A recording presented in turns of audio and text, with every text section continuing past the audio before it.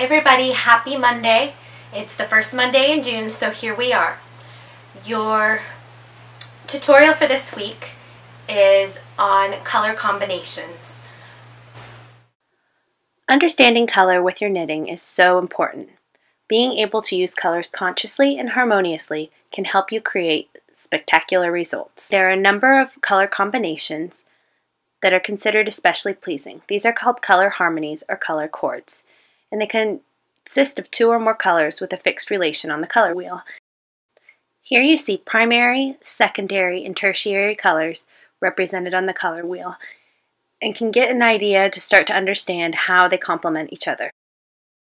There are several dimensions in color that are important to understand: hue, value, and saturation. Understanding the basic relationships between colors will come in handy when you're looking to create colors that work well together as well as color schemes. So why are we talking about all this? Well, we're about to knit with color. When choosing colors for my shawl, I decided that I wanted a neutral color, the gray, for the background, a color that popped a little bit more and was quite saturated, the purple, and one that would blend a little bit more in certain lights, but still be complementary to the purple, which was the yellowy green. One of my favorite ways to see how colors are going to work together is to take a photograph of them next to each other and then put it into black and white. You can really see the hue, the value, and the tone, and how they're going to play together and play out ultimately in your finished product. For my shawl, I wanted complementary colors that would make each other pop, and a little bit of a harmony between two of the colors so they'd flow into each other for a softer look. You can see here that my yellow and my gray are actually quite harmonious because the value, when in black and white, is quite similar to one another, whereas the yellowy green and the purple are complementary to one another.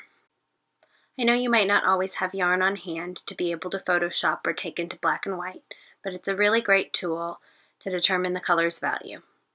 This was another one of my choices for my shawl, and I just didn't like that there was so much of a contrast between the lighter gray and the yellow.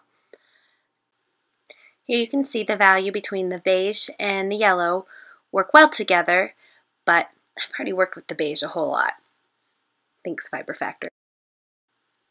Here's a combination I really loved.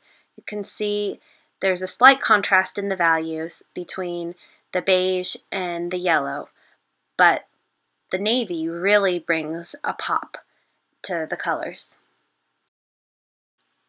And a final example, here is a swatch from my first shawl, and you can see I was thinking of a darker blue because I really like darker blues, but it doesn't give enough of a pop against the gray, and I wouldn't have known that without photographing it in black and white.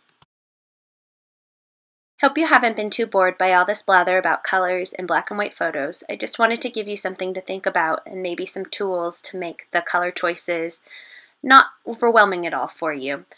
Have fun picking your colors, choose what speaks to you, and if you have any questions when you're thinking about what colors you might like, be sure and come and find me on the Fiber Factor forum on Ravelry.